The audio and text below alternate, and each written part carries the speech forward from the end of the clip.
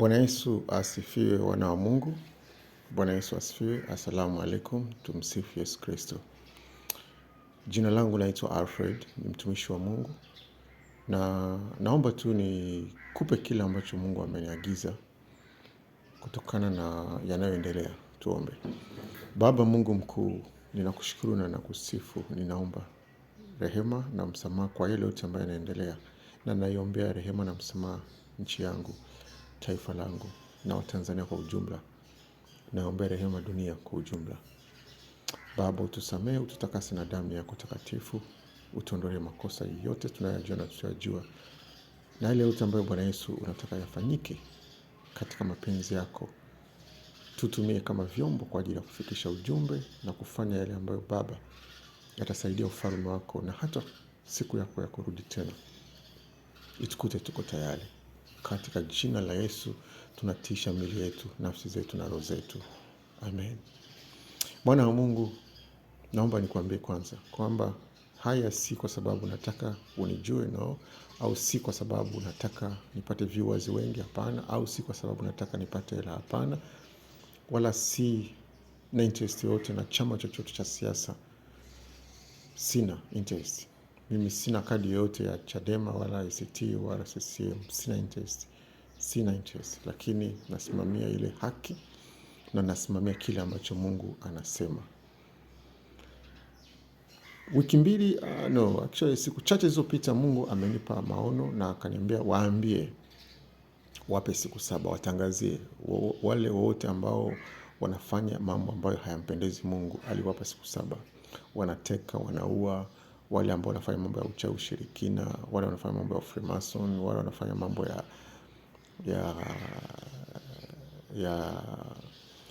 wenye makanisa ambayo si ya kimungu na wanajua kabisa, wanajiita ni watumishi wa Mungu, wanajua si watumishi wa Mungu na wanatesa watu. Vyovyote vile Mungu ameniambia wape siku 7 na siku zenu zimekwisha. Sasa kwa sababu zimekwisha, lakini bahati mbaya sana ili kundi dogo ambalo ndio linasumbua. Nilimuuliza Mungu kwamba kwa nini tulikubaliana na ukaniambia kwamba sasa haitakuja kutokea tena? Kwa nini imetokea tena? Tumeona watu wanatekwa, tumeona watu wanaumizwa, kwa nini? Akaniambia, mimi ni Mungu wa haki.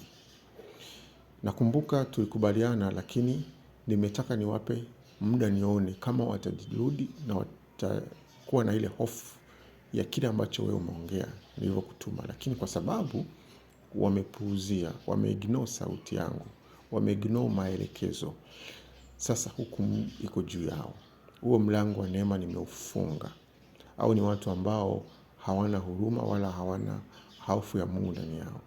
Na nikamuuliza kwani shida ni nini? Akaniambia shida ni kwamba kimsingi Mama Samia Suluhu Hassan, Dr. Samia Suluhu Hassan, Rais wa Jamhuri ya Muungano wa Tanzania, yeye mwenyewe ukimuuliza nini kinaendelea hajui.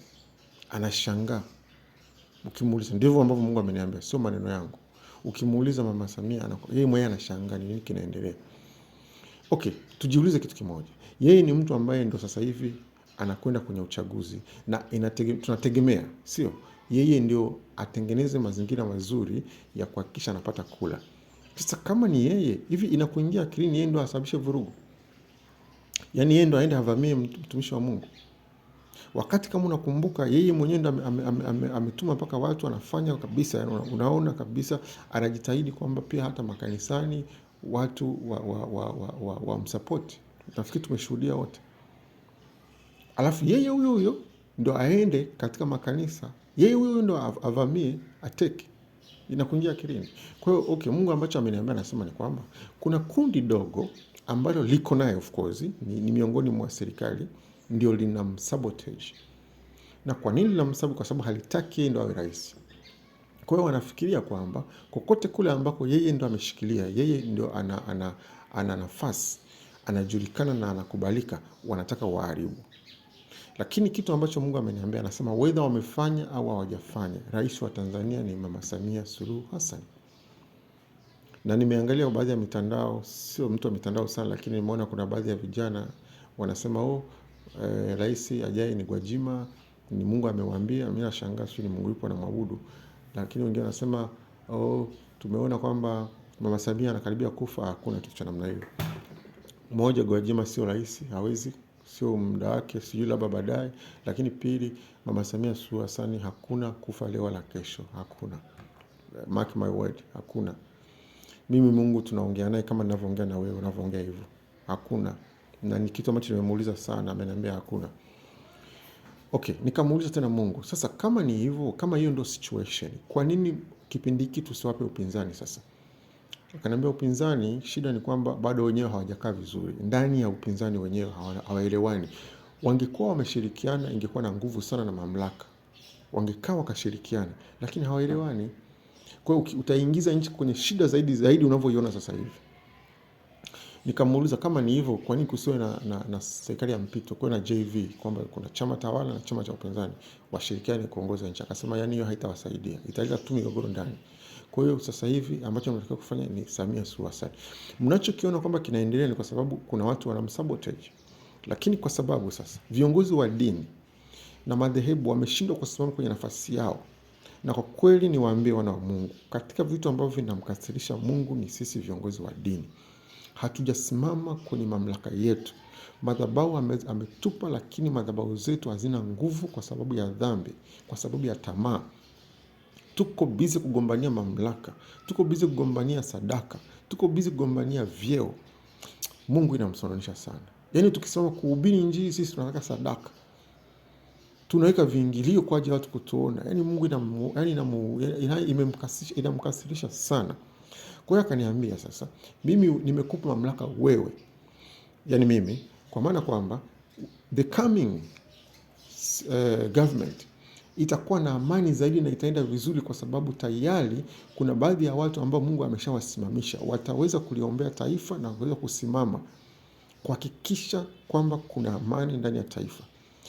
Okay, hayo maisha ya kuombea taifa kufanya, inatakiwa mtu ujikane. Usiwe mtu wa tamaa na usiwe mtu ambao unafikiria vitu vingine. No. Kwa hiyo akasema kwamba Mama Samia Suluhu Hassan ndio rais wenu, na mwaka ujao ataanza kuendesha nchi, mtashangaa. Nchi itakwenda vizuri na kwa amani.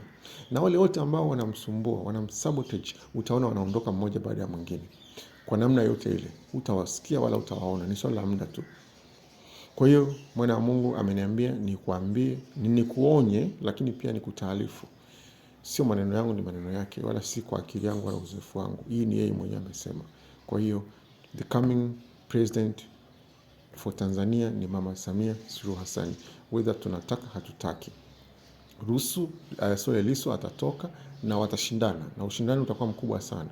Of course haimaanishi kwamba atashinda kirahisi, hapana, kutakuwa na mvutano mkubwa, lakini eventually Mama Samia Suluhu Hassan ndio rais wa Tanzania. Mungu akubariki sana.